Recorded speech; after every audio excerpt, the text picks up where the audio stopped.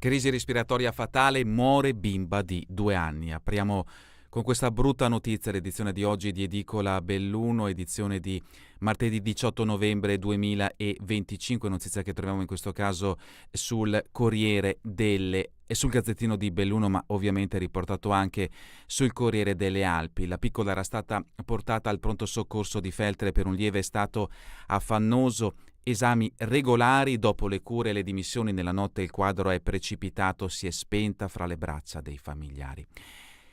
Accompagnano la figlioletta di 2 anni all'ospedale di Feltre preoccupati per alcuni strani sintomi respiratori. Dopo una visita e una serie di approfondimenti il pediatra di turno li rassicura e li manda a casa, ma la piccola Ludovica muore poche ore dopo tra le braccia dei familiari per un improvviso riacutizzarsi dell'affanno, al momento inspiegabile.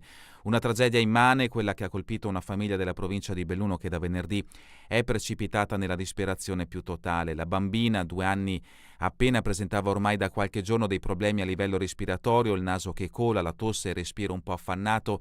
Inizialmente i genitori hanno pensato che fosse riconducibile a un malanno di stagione. In questo periodo infatti si registrano moltissimi casi di influenza che costringono a casa tanti bambini. La situazione però a un certo punto è peggiorata, tanto da spingere i genitori nella serata di venerdì a portare la piccola al pronto soccorso del Santa Maria del Prato di Feltre per essere certi che non vi fossero complicazioni, vista la tenera età della piccolina. Una volta arrivati al reparto di emergenza urgenza Feltrino e sbrigate le pratiche, come da prassi, la famiglia è stata invitata a raggiungere la pediatria per la presa in carico della bambina da parte degli specialisti. Giunta in reparto, la bambina è stata visitata e le sono stati effettuati tutti gli esami e le verifiche che i sanitari hanno in quel momento ritenuto opportuni in base a quello che era il quadro clinico. Al termine di tutti gli approfondimenti e date le condizioni generali della bambina, che non sembrava presentare criticità importanti, il medico pediatra ha ritenuto di dimettere la piccola e di mandarla a casa con una terapia da seguire e con l'accortezza di tenere monitorata la situazione. È ipotizzabile che i sanitari avessero di fronte a loro una bambina con una buona ossigenazione e con parametri stabili, altrimenti difficilmente avrebbero optato per le dimissioni invece che per un ricovero in osservazione. Rassicurati dalla diagnosi positiva della pediatria, la famiglia ha fatto ritorno a casa più serena. Qualche ora dopo però è accaduto l'irreparabile. La piccola è andata pesantemente in affanno accusando un malore tanto violento quanto improvviso, il panico in casa, la chiamata al 118 e la corsa dell'ambulanza dell'ospedale di Feltre nell'abitazione non sono serviti a evitare il peggio. I medici hanno tentato il tutto per tutto, eseguendo ogni manovra salvavita possibile, ma per la bambina non c'è stato più nulla da fare. Il suo cuoricino, ha smesso di battere, lasciando nella disperazione un nucleo familiare che fino a poche ore prima viveva con gioia quella piccola tenera presenza. La notizia della morte della piccola di 2 anni si è diffusa nella giornata di lunedì, lasciando la comunità di Borgo Valbelluna, dove la famiglia era conosciuta, nel più profondo sconforto. La procura dispone subito l'autopsia, dobbiamo capire cosa le è successo, l'accertamento è indispensabile anche perché il fratellino potrebbe avere la stessa patologia. Continuiamo con le notizie presenti sulla prima pagina del Gazzettino di Belluno. In questo caso siamo alle Olimpiadi, Alemagna senza tir per evitare il caos, analisi anche dei flussi di chi dovrà spostarsi nella conca per lavoro. Niente tir sull'Alemagna durante le giornate delle Olimpiadi, al momento è solo un'ipotesi, ma bella, consistente, tanto che l'idea comincia a prendere forma per evitare il rischio di una statale 51 bloccata. Il tema è stato portato all'attenzione ieri mattina di uno speciale tavolo viabilità convocato in provincia. Hanno partecipato le forze dell'ordine, ANAS, Veneto Strade, come a tutti gli altri tavoli viabilità, solo che stavolta c'erano anche le associazioni di categoria. Come mai l'estensione a Confartigianato, Confindustria, API e Ascom? Semplice, perché c'è da considerare anche le esigenze di chi a Cortina ci vive e soprattutto ci lavora.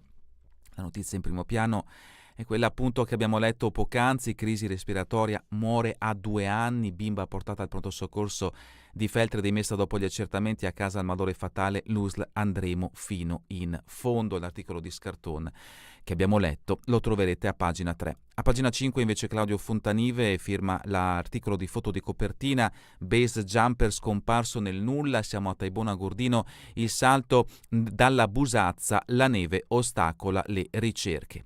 Insulti razzisti in campo, ora si muove la Digos, da un match di calcio tra ragazzi agli approfondimenti della polizia si sta muovendo anche la Digos per verificare i fatti accaduti nella partita giocata sabato a Salce, nella quale un giocatore della Dinamo Vellai ha rivolto un insulto a sfondo razziale: mangia banane. Questa l'affermazione a un avversario del Piave di origini senegalesi. L'approfondimento a pagina 14.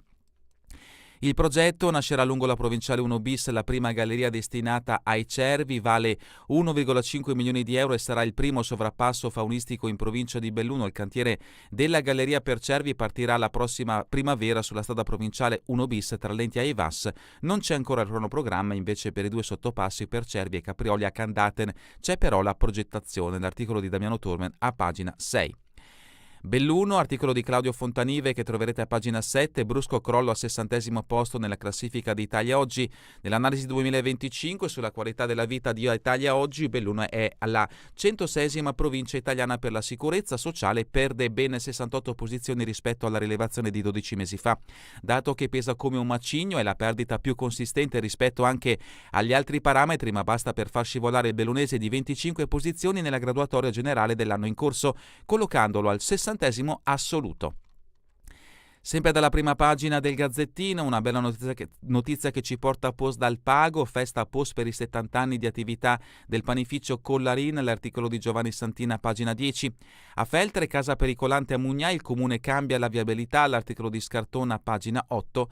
Calalzo, Made in Italy, il marchio esordì nel 1897 in Cadore. La certificazione che quel paio di occhiali venne costruito in Italia appare sui prodotti dell'occhialeria Ferrari alla fine del 1800, l'articolo di Bolzonello a pagina 13. Dalla prima pagina del Gazzettino di Belluno passiamo alla prima pagina del Corriere delle Alpi. La notizia, il titolo a piena pagina, è ovviamente dedicato all'improvvisa scomparsa di Ludovica, questa piccola bambina di 2 anni. Il fatto successo è avvenuto a Borgo Valbelluna, esposto della famiglia. La procura indaga, verrà eseguita l'autopsia, la difesa dell'azienda sanitaria, verifiche interne per capire cosa è successo. Portata dai genitori al pronto soccorso pediatrico di Feltre per la febbre alta, era stata dimessa poi la tragedia a casa. Notizia in questo caso, per quanto riguarda il Corriere delle Alpi, a firma di Cristina Contento, che troverete a pagina 25. Anche il Corriere delle Alpi riporta il richiamo del fatto avvenuto a Tabiano Gordino, base jumper scomparso, ricerche vane dell'uomo, un finlandese di 35 anni, non si hanno più notizie da venerdì, l'allarme è partito da un amico, la sua auto trovata vicino a Capanna, Trieste, l'articolo a pagina 27. Dopo il miracolo del Bob, il nuovo responsabile della cabinovia Titton, la sfida a Socrepes, sì, ce la possiamo fare, l'articolo di Micheli.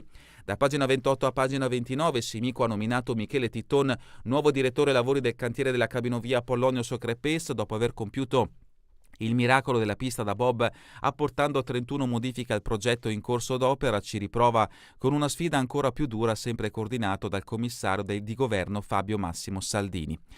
Ufficializzato il percorso, si parla sempre di Olimpiadi. Sulla prima pagina del Corriere delle Alpi, Fiaccola Olimpica in provincia il 25 e il 26 gennaio. Svelato l'intero viaggio della Fiamma Olimpica, un itinerario che dal 6 dicembre al 6 febbraio attraverserà tutta l'Italia. Da Feltre fino a Belluno, la provincia La Fiaccola toccherà anche Ponte nelle Alpi, Longarone, Pieve, Tai, Valle San Vito e naturalmente Cortina. L'approfondimento a pagina 29.